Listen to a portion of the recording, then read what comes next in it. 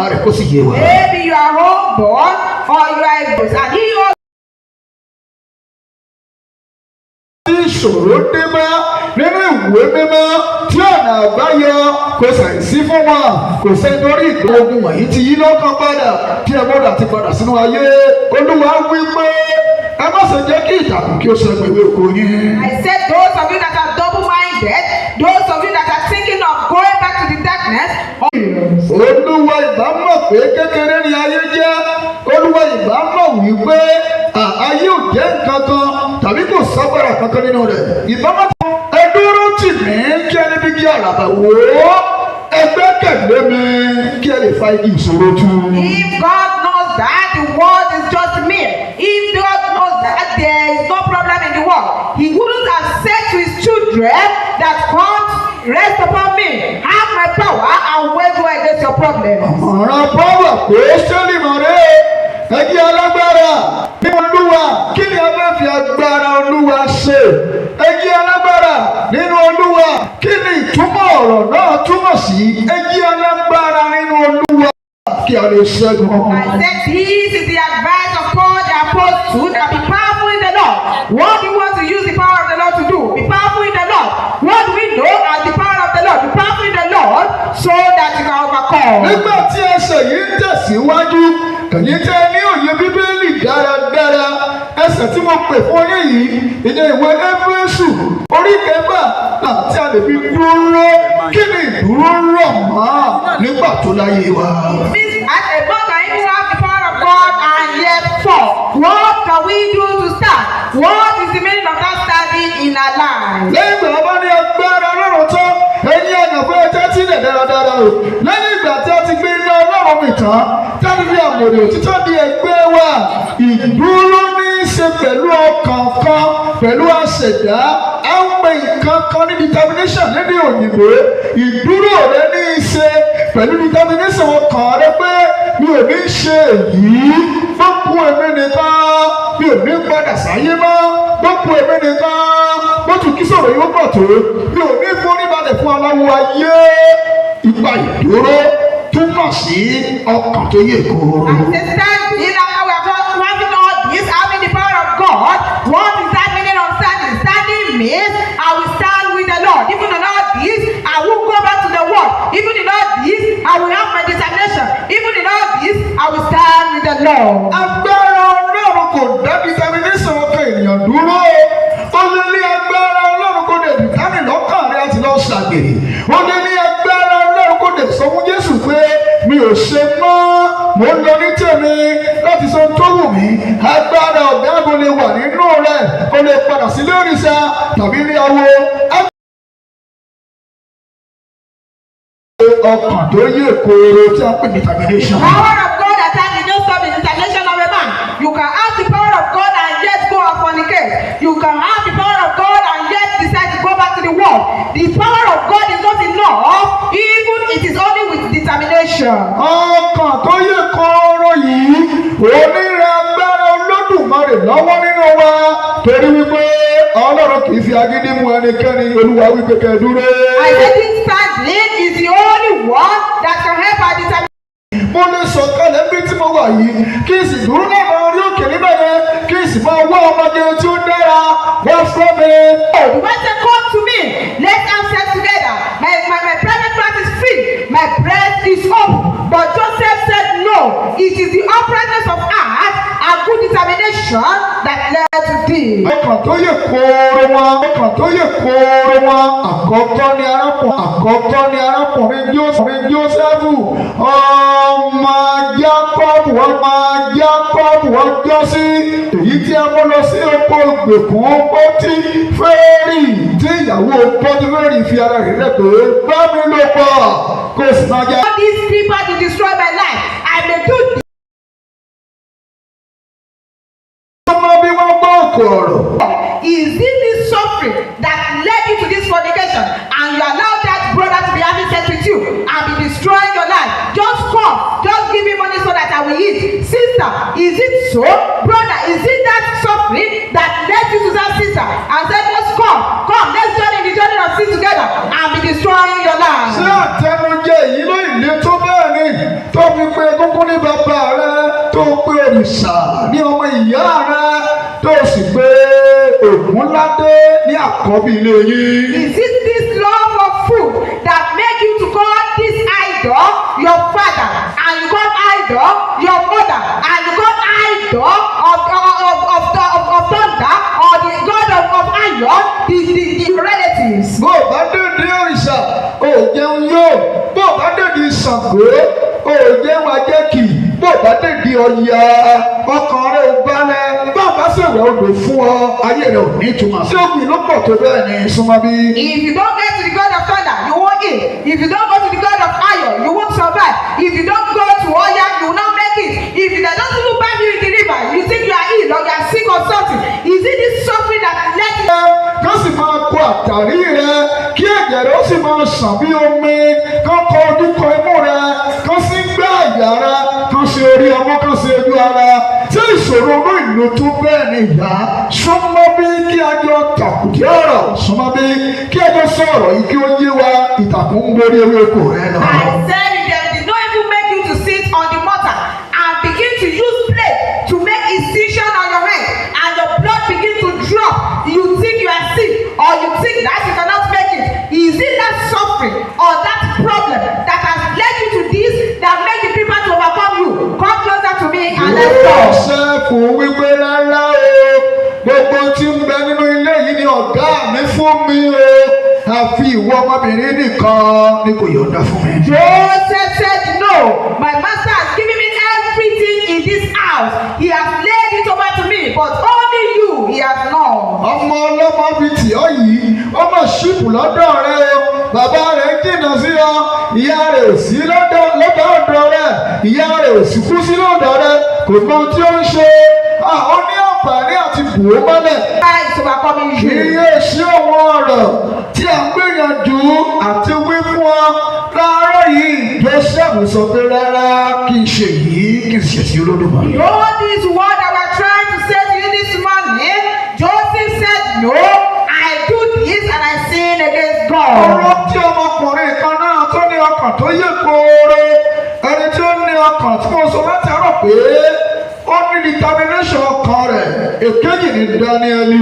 I said I had the second man that I want to speak about concerning the determination of their heart. The second man is Daniel. Ó bá wo ìwé Dáníẹ́lì ẹ̀tàlẹ́ sí ká máa wò ó bá ti ta orí kìíní bọ́bọ́ bẹ̀ níta láti ẹsẹ̀ kẹjọ lọ sísàlẹ̀ nígbà tí ọba ẹjẹ ẹbọ wọn ẹjẹ ọ̀sára kán lè wúlò kán lè ṣe é wò. Dáníẹ́lì wípé rárá o, ẹsẹ̀ ẹ̀wà wóró fún wa àti ẹ̀fọ́ àwọn ò ní fi àdídùn ọgbà. Ọkàn rẹ bá ṣe déédéé, ìyá rẹ lè pọ̀ lẹ́nìí bí ìtàkùn tó lọ́mọ ewéko rẹ, wàhálà rẹ lè pọ̀ lọ́dọ̀ ọkọ rẹ, ó lè pọ̀ lọ́dọ̀ aya tó fẹ́ yìí o, ó lè pọ̀ nílé àti bí ọ láàrin ìjà Olódùmarè, ó lè má dá sí ọ, ẹni bí ọ, ẹni kírètì rẹ sáyé, ẹni dá ọ sáyé, ẹni gbé ìṣẹ́lẹ̀ ọlọ́wọ́. Mọ̀sẹ̀ jẹ́ kí ìtàkùn dá ìwé fún mi. Suffering can be much in your house. Your problem can be your matrimonial home. Your problem can be much in the church of God. But the one that gave it to you, the one that created you to this world, even is with you. Do not allow that creeper to spoil your life. Torí a ti jẹ ẹlòmíì jìbìtì ló lù kiri orí fóònù. Torí a ti jẹ ẹlòmíràn jìbìtì ló lù káàkiri ayé. Torí a ti jẹ ẹlòmíràn jìbìtì ló ti wá lọ.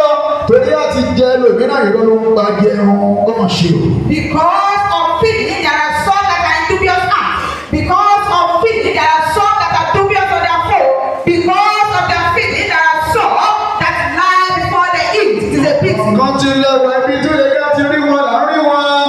Ibi yẹn ló torí wọn bọ̀ náà torí wọn bọ̀. Ètò yẹn ká rí pẹ̀lú wọn là ń rí pẹ̀lú wọn. Ìdílé ìbọn kí ni mo fẹ́ jẹ? There are some where they know how to go there. Yóò padà bàjẹ́ fún wọn. Àdúgbò tó bàjẹ́ lénìí yóò padà jogún rẹ̀. Àwọn olóore gbogbo tó pa ọ́ níwájú rẹ̀ ó dẹ̀ bí ẹni ẹ̀jẹ̀. Ṣé o mọ̀ báwo ni orí orin ìdílé mọ̀ kí mo fẹ́ jẹ?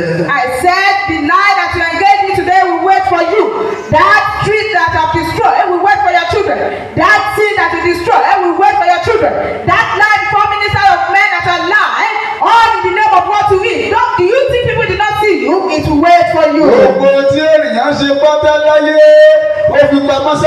pé ohun gbogbo tí ènìyàn ṣe ń pamọ́ lábẹ́ ayé ó rò pé ó pamọ́ níwájú ènìyàn ó rò pé ó pamọ́ níwájú ọ̀gá ògo bí ènìyàn bá tilẹ̀ rí Olódùmarè mú. Everything a man does in the secret lies away for every man.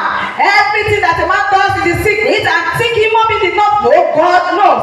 Everything that a man did in the secret, God sees all. Ẹ̀jẹ̀ ń gba àwọn bíi mẹ́ta fún oní bí ẹ̀yẹ bá gbà mí wọ́n parí òwe náà bí kò bá sí gbà mí ó lè ka ẹsẹ̀ kan sí i á ó tún máa lọ tó bá di ọ̀sẹ̀ tí ó tún ń bọ̀ wọ́n tún tẹ̀síwájú. Let me give you just 3 parables. If there is time to complete it, we shall. And if there is time not to complete it, we shall proceed next Ìgbà tí week. mo wà ní kékeré lọ́dọ̀ bàbá mi ló máa ń sọ fún wa nígbà tí wọ́n máa ń gbé wa sọ̀rọ̀ lọ sí oko tí a ò tí ì mọ̀ dáradára ni ó máa ń sọ létí mi kó tó di pé mo dàgbà yìí ní òye ọ̀rọ̀ tí bàbá yìí ṣe ń sọ ló wá yé mi orí ní ọjọ́ kan ọmọkùnrin kan àti ọmọbìnrin kan wọ́n fẹ́ra wọn ìjà bá mú wọn nínú oko ọmọbìnrin yìí bẹ̀rù ọkọ rẹ̀ ó bẹ̀rẹ̀ sí ní sá ó sá títí kò rẹ́ni dá òun bó ṣe ń pariwo ẹgbà mí o ta ló wà lóko ẹnìkan ni òye ọdún bí ènìyàn ọkọ rẹ̀ gba níbẹ̀ ó tún yọ pàṣátì ó lù bí ẹni máa kú. I said it was my father that used to give us the parable like a story when I was young. It was when I grew up that I began to understand all those stories. He said one day there are a couple that love each other, but one day they began to fight. The husband began to beat the wife, and the wife started to run, but the wife did not see anyone to run to. She saw a tree, and she climbed with the tree. That tree represented a human being, but the husband got there and began to beat the woman even with the tree. Ó lù ú, ó gbá lójú, ó fẹ́rẹ̀ pa á, kò sẹ́nikẹ́ni tó jáde sí i. Àṣé ọmọkùnrin kan wà nínú igbó tí ìkọ́ni ohun gbogbo sílẹ̀ torí pé ọba lọ́dà ni ọkùnrin náà. I said she beat that woman to stupor, and there was no war even in the bush to rescue that woman. And even there was one young man that was looking at them from afar because that man that was beating his wife, he was a prince. Àwọn ọmọ pé ọba ọlọ́run ń bọ̀ lórí òkè yìí, àwọn tó ní òkú ọjọ́ iwájú pọ̀ ṣùgbọ́n ìwà àwọn òrìyẹ kan níbẹ̀. There are so many princes and princesses on this mountain, even that their future is so bright, but their character will not allow them to get there. Ọba kú láàrin ìlú rọ́kẹ̀kẹ̀, ọba máa wájà o, wọ́n pariwo, ta ni ọba tó sí, èsè àfijọba, gbogbo ìlú dìbò, orí àpèrí, nígbà tó ló máa mú lọ wọ ilé àpèrí, tó ló máa ṣe ìsìnkú tán nínú ilé òrìṣà, ọmọkùnrin náwó sókè lọ́jọ́ ìwúyè, lọ́jọ́ àbáfijọba, ó ní aláìláàánú yìí kò lè kí ọba wa. I said that man, when the king died, and they consulted the oracle that who will be the next king, this prince was chosen, and on the day of the coronation, for him to be crowned, that man that saw where he was beating his wife, now raised up his son, that this man that was merciless cannot be our king. Kí ni mo ṣe ní ọba lọ́la pariwo? Kí ni mo dáwọ́? Ó wá sọ pé ní ọjọ́ báyìí tí ìyàwó rẹ̀ ṣáṣá tó fi lọ sọ gbogbo igi inú igbó tó sì fẹ́ fi àdá ṣá mọ́bẹ̀ tó sì fi àdá nà á. Bó bá jẹ́ ọmọ ìlú ni ó pa á, adé yẹ̀ lórí ọba. And that man that was to be crowned said, what have I done? Why won't I be the king? But that woman said, the day you were beating your wife in the bush, when you were beating him with that tree that lived on, if it is to be a child in the city or a city man, you will machete such a man, and in that ground fell off his head. Sórí ìwà kéékèèké, ìwà olè kéékèèké, ìwà burúkú rẹ kéékèèké tó hù lábẹ́rẹ̀ lórí òkè yìí, tó hù lábẹ́rẹ̀ ní gbòòrò, tó hù lábẹ́rẹ̀ nílùú, tó rò pé àwọn ènìyàn rí ọ. Ọjọ́ mọ̀ ní gbàgede tí adé máa bọ́ lórí ìwé. I said those small bad characters, those small things see you. A day is coming, the crown will fall off your head. Ṣùgbọ́n àtúnṣe lè wá o, kò sí ojú kò ní àtúnṣe láyé. Gbogbo wọn jẹ́ kí àtúnṣe kó wu ayé rẹ̀, wọ́n tún sọ òwe kìíní fún ọ̀gbìn tó But máa there is lọ. correction, there is nothing that cannot be corrected on earth. If you look at your life and you correct it, I will not give you the second parable. Ọ̀rọ̀ bàbá mi tún rè é kó tún sọ fún mi. This is the word of my father again that and said to ọkọ me, àtàyà kan tó wà ní ìgbà kan wọ́n mọ̀ fẹ́rẹ̀ ara wọn o àwọn méjèèjì wọ́n wá jẹ́ olè wọ́n wá jalè wọ́n jí ẹyin méje wọ́n wá sèré nígbà tó kù díẹ̀ kó jiná lọ́kọ bá ráyàwó rẹ̀ lódò ẹ̀wọ̀n tó ṣẹlẹ̀. I said another couple again, they love each other. This couple, when the air was about to dawn, the husband sent the wife the errand and look at what happened. Ọkọ lójú kòkòrò oníwà burúkú aláìláàánú ọkùnrin yìí ó lè ọlọ́fun ó mú ẹni méjèèjì tó wà tí ayàwó rẹ̀ yọ jí ó kú òjẹ́ kó tó dé. This husband that was covetous, that was a thief, that was a rogue. Before the wife came from where he sent her, he took all the 7 eggs and he ate them all. Nígbà tí ìyàwó náà gbé omi kalẹ̀ ẹni dá ṣó ti jiná òun ti bú oúnjẹ torí kò yó ìjà ní pọ̀ ìjà gbá láàrin àbá pé ọba jókòó kí ló dé kí ló ṣẹlẹ̀ ó wá kọjú sí ọkọ rẹ̀ pé ẹjọ́ tí a fẹ́ rọ̀ yìí o ṣé ìwé túká ní tàbí ìgbìkójọ. When the husband now said, when the wife now came and he laid down the water and she said, where is the remaining egg? Please let's eat it together. And the husband said, I have eaten it all. And they began to fight. And all the village now gathered. They went to the headship. And the wife said, this case I want to say out, is it to scatter or to come back together? Òun náà bá wọn bí ìyàwó rẹ̀ pé ọyẹ mi ìwúkọ́jọ ni ẹjọ́ tí a fẹ́ lò fáwọn àbá yìí o kì í ṣe ìwítúká ẹgbọ́n tí a mọ̀ sọ. And he looked at the wife and said, my dear wife, this case I want to say out is for us to come together. It's not for us to be separated. And hear what the wife said. Òní ẹgbẹ́ gbogbo ẹ̀yin ọ̀tọ̀kùlú ìlú o ẹgbẹ́ gbogbo ẹ̀yin tí ẹ máa tẹ́gbọ́n dá sí i àmì ìkòkòrò oṣù méje sílé àmì ìkòkòrò oṣù méje sílé àwa kò sè nígbà tó kù díẹ̀ kó jiná lọ́kọ mi bá rán mi lómi kí n tó dé ló bá bó gbogbo rẹ̀ jẹ́ ilé wọn kún fún oúnjẹ lọ́jọ́ náà. And the wife said, listen all you my people, everybody just listen. We have small yams that are just 7 pieces at all. And we were cooking it. When it was about to dawn, my husband said I should go and bring water. And after bringing the water, my husband ate everything. And they begin to accuse the husband that you are very wicked. When there's no food at home, why do you eat everything? And they begin to gather foodstuffs for these people to take back home. Nígbà tó di alẹ́ lọ́kọ́ bá ń dọ̀bálẹ̀ ló bá ń bẹ̀rẹ̀ ó bínú aya mi àti wípé báwo ló ṣe yí ọ̀rọ̀ ń padà pé ìkòkòrò oṣù méje torí bó bá sọ pé ẹyin adìẹ ní ọjọ́ yìí náà máa pa wọ́n nínú ìlú yẹn ọkọ lé wọn dànù ó wá ní pé gbólóhùn ẹnu tiẹ̀ tí ó yí padà àti ìbéèrè tí ó bí mi òun lè kí n sọ bẹ́ẹ̀ pé ìwíkójọ ní ẹjọ́ wa kì í ṣe ìpétúká. When they get home, when they go home, the husband now frustrated and begin to beg the wife that my wife, I am sorry. And how do you just take that word that it is not egg, it is yam?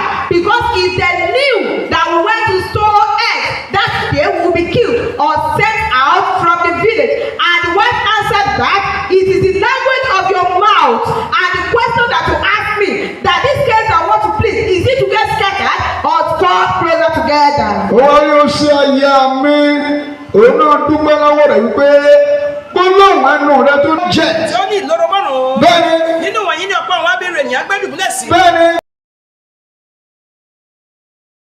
Wọ́n gbígbẹ́. Bẹ́ẹ̀ni. Wọ́n á dúró de rírú omi. Wọ́n dúró de rírú omi. Nítorí áńgẹ́lì a máa dígbà sọ̀kalẹ̀ lọ sínú Ó jẹ́. A sì máa rú omi. Bẹ́ẹ̀ni. Lẹ́yìn ìgbà tí a bá sì ti rú omi náà tán. Yẹ. Ẹnikẹ́ni tó bá wọ inú rẹ̀. Ẹnikẹ́ni tó wọ inú rẹ̀. Wọ́n jẹ́ lára dídá nínú àrùn karùn-ún tí ó ní. Yẹ. Ọkùnrin kan wà níbẹ̀. Ọkùnrin kan wà níbẹ̀. Ẹni tó ti wà ní ẹ̀lẹ́ rẹ̀. Ó bà ní àìlera rẹ̀. Ọdún méjìdínlógójì. Bẹ́ẹ̀ Jésù ti rí ní ìdùbúlẹ̀. Ó jẹ́. Ọmọ kan ti pẹ́ tí ó ti wà Ó níbẹ̀. pẹ́ tó ti wà ńbẹ̀. Ó wí fún pé. Yes. Ìwọ fẹ́ kí a mú ọ lára dábì. Ìwọ fẹ́ kí a mú ọ lára dábì. Arábìnrin náà dá lóhùn wípé. Ábẹ́rù yẹn dáhùn. Ọ̀gbẹ́ni. Ọ̀gbẹ́ni. Èmi kò lé ẹni tí ìbá gbé mi sínú adágún. Èmi kò lé ẹni tí ìbá gbé mi sínú adágún. Nígbà tí a bá ń romi náà. Yes. Bí èmi bá ti ń bọ̀ wá. Bí n bá ti ń bọ̀ wá. Mìíràn sọ̀kalẹ̀ sínú ìṣáájú mi. Ó jẹ́. Jésù ń wí fún mi. Jésù mo gbé. Dìde. Dìde. Gbé àkéte rẹ. Gbé àkéte rẹ. Òtò. Knock. Pẹ̀lú ìṣòro tó ló fi ń parọ́ kiri. With the problem you have, you are Sọ ogun di méjì. said that you turn 10 to 20 Torí ebi. because of hunger. Ọmọkùnrin yẹn ó pẹ́ níbẹ̀. That man tarried there. Kò sẹ́ni tí Olúwa gbàgbé rẹ̀. There's no one that the Lord has forgotten. Ó pe Jésù Olúwa ní ọ̀gbẹ́ni. Call Jesus the Lord, Mr. Man. Because he was tired. Torí wípé ó ti sú u. No one to help the man. Kò sí ènìyàn kan tó lè ràn án lọ́wọ́. But God assigned his deliverer. Àmọ́ Ọlọ́run ṣètò ìtúsílẹ̀ rẹ̀. Ta ló mọ ọjọ́ tiẹ̀? Who knows your own day? Ta ló mọ ọjọ́ ayọ̀ rẹ̀? Who knows the day of your job? Ta ló mọ ọjọ́ ìgbéga rẹ̀? Who knows the day of your upliftment? Ṣùgbọ́n àwọn ìwà bálabàlá ó ti tẹ ọlọ́gbọ́n olóore. These nonchalant attitudes that make you to be disgraced before the world to have mercy. Àwọn ìwà ìlóòótọ́ kèké ṣíṣe, àwọn ìwà olè jíjà kò jẹ́ kí Jésù lè wòsàn. If you're stealing and not being truthful, did not allow Jesus to heal you. Ṣé o fẹ́ kí a mú ọ lára dá? Do you want to be made whole? Ọmọkùnrin dáhùn ní ọ̀gbẹ́ni. Man answered that, Mr. Man. Because they don't know the power that be in the Lord Jesus. Ọmọ irú agbára tó wà nínú Jésù. Does he know that Jesus can heal? Mọ̀ wípé Jésù lè wòsàn. Even the man knew, the man already tired. Torí wípé ó ti rẹ ọkùnrin náà. He don't know what to do again. Kò mọ ohun tí ó lè ṣe bá. And he rendered the power of the living God just powerless. Ó kàn wo agbára Ọlọ́run bí nǹkan tí ò lágbára. Jesus Àmọ́ says, Jésù wípé. arise. Dìde from his cross. Ta ló sọ pé ọ̀rọ̀ rẹ̀ ò ní lójútùú? Who is that one that have told you that your case did not have any solution? Wọ́n sọ testimony kan fún wa bí lọ́jọ́ ìṣọ́gun bí. The testimony was given on the day of the vigil. Àwọn àti àǹtí àjọ parí 40 days. We and the sister even ended the 40 days together. Torí ẹ̀rí ìjọ mi lójú. Because that testimony baffled me. Ọkọ tó fẹ́ ó bímọ kan fún. The husband that she got married to. Ọkùnrin yẹn ti mú ọmọ yẹn lọ ní ọmọ ọdún méje. And that man has taken away that child since 7 years Ó kó lọ sí ìlú ọba. He took that boy abroad. Ó wá sọ fún ọmọkùnrin nígbà tó ń dàgbà pé ìyá rẹ̀ ti kú. And he told that boy when the boy was growing up that he has lost his mother. Pé kò ní ìyá mọ́. That he did not have mother. Ọjọ́ date birth tí ọmọkùnrin yẹn wọ́n change ẹ̀. Bàbá yẹn change The ẹ̀. date of birth of that boy, that man changed it. Ọmọkùnrin yẹn ti pé 23 years. That boy is now 23 years. Ọmọ àti ìyá rẹ̀ ti bad about 16 to 17 He years. and his mother had spent about 16 to 17 years. Náà gbòòrò ara wa. That they did not even know where the whereabouts of each other. Ẹni wọ́n dẹ̀ bímọ síbí mi. And that lady did not have another child Wọ́n dẹ̀ anymore. ti sọ fún ọmọ kékeré tẹ́ kú lọ pé màmá rẹ̀ ti kú. And they have told that boy when they took him away that Mama. he don't even had his voice or know his whereabouts. Ẹ̀rẹ̀ 40 days ìta parí. We started the 40 days together and we ended it together. Ọ̀sẹ̀ ni mo gbọ́ pé màmá yẹn ọmọ yẹn ṣàwárí ìyá rẹ̀. This week I was hearing that boy searched for his mother.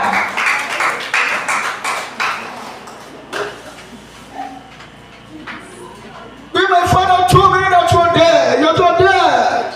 Ó ní bàbá mi sọ fún mi wípé ó ti kú, àṣé ò tiẹ̀ kú. To send everything that you do, and make me to know that I'm a mother. Ó sì ṣe ohun gbogbo tó jẹ́ kí n mọ̀ wípé ìwọ nìyá mi. Wọ́n ṣe bẹ̀rẹ̀ sí ní wá àwọn ọjọ́ tí a bí everything wọ́n send me ẹ̀sìn pé so you are still alive my mother. Jẹ́ ó tiẹ̀ ti wà láyé ìwọ ọmọ mi. For roughly 60 to 70 years. Fún ọdún mẹ́rìndínlógún sí ọdún mẹ́tàdínlógún. Kí ni ìṣòro tiẹ̀ máa ń. What is your problem now? Tó ọ̀pọ̀ náà ò lè dá sí ọmọ. Think God cannot come to your head. I'm asking to her. Ẹnì kan ló dìde sàmì. Rise up and say big day. Ibi tí ọ̀rọ̀ ẹ kù sí. Hear your face. Ọlọ́run ọdún kì í máa yanjú rẹ̀. This mountain will come here. Báwo yà? Yókò. Be seated.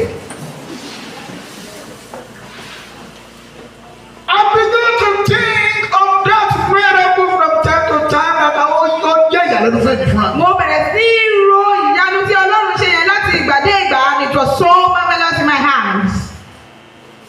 kì í ṣe ní bẹ́ẹ̀ bẹ́ẹ̀ lọ́mọ yẹn wà ó jìnnà o. It's so far where the boy kì í is. sọ̀rọ̀ Saudi Arabia, kì í sọ̀rọ̀ Libya o. It's not Saudi Arabia or Libya. wọ́n ti fún ọmọ yẹn lọ ní kékeré. Where the child was taken to from a little boy. but he find his ṣùgbọ́n ó ṣàwárí ìyá tó bí i this week. lọ́sẹ̀ yìí, wọ́n kára mọ́. and they met each other. níyà tí ò ní gbẹ́kẹ̀lé ọmọ mìíràn The mọ́. mother that did not have any hope to have another child, tí ò ní gbẹ́kẹ̀lé ọkọ kan did mọ́. not have any hope to have another ó husband, rò pé òun nìkan ló mọ ọrìn tó fún wa kú. that she thought she's the only one that will work it till the day of death. God matched them together. Ṣùgbọ́n Ọlọ́run so wọ́n papọ̀ mọ́ra wọn. this after 4 days àjọṣe ni. After these 40 days, 40 nights, we did it together. I don't know the type of problem you have. Mi ò mọ irú ìṣòro tí o ní, that you are now certain to conquer. tí o wá gba èṣù láàyè láti gbògo. ẹ jẹ́ wo nìkan sí kí a máa lọ. Let's look at the passage more before we àwọn ní go. parí ẹ̀ lẹ́nìí. We can't end it all today. ó dẹ̀ lọ́jọ́ kan parí ohun gbogbo tí a kọ fún mi. It's until I finish everything given to me. ìdàpọ̀ obìnrin oníṣun ẹ̀jẹ̀. Creeper of the woman with the issue of blood. ṣe Mark 4. tí ó ní ìṣó ẹ̀jẹ̀. ó jẹ́ ní ọdún méjìlá. ní ọdún méjìlá. ẹni tí ojú rẹ̀ ti rí ohun pípọ̀. ẹni tí ojú rẹ̀ rí ohun púpọ̀. lọ́dọ̀ ọ̀pọ̀ àwọn oníṣègùn. yes. ó ti ná tí ó ní gbogbo tán. ó ná gbogbo tí ó ní tán. kò sì sàn rárá. kò sàn. ṣùgbọ́n kàkà bẹ́ẹ̀. Bẹ́ẹ̀ni. ó pọ̀ síwájú. ó pọ̀ sí. nígbà tí ó gbúròó Jésù. Bẹ́ẹ̀ni. ó wá sẹ́yìn rẹ̀. Bẹ́ẹ̀ni. láàárín ọ̀pọ̀ ènìyàn. Bẹ́ẹ̀ni. ó fọwọ́ kan aṣọ rẹ̀. ó fi owó kan aṣọ rẹ̀. nítorí ó wípé. torí ó wípé bí mo bá ṣàlè fi ọwọ́ kan. bí n bá lè fi owó mi kan ìsẹ́bí aṣọ rẹ̀. kan aṣọ rẹ̀. Yeah. ara mi yóò dá. ó tó omi bàbá ọdún iṣẹ́ tí aṣọ rẹ̀. omi bàbá ọdún iṣẹ́ tí aṣọ rẹ̀. omi bàbá ọdún iṣẹ́ tí aṣọ rẹ̀.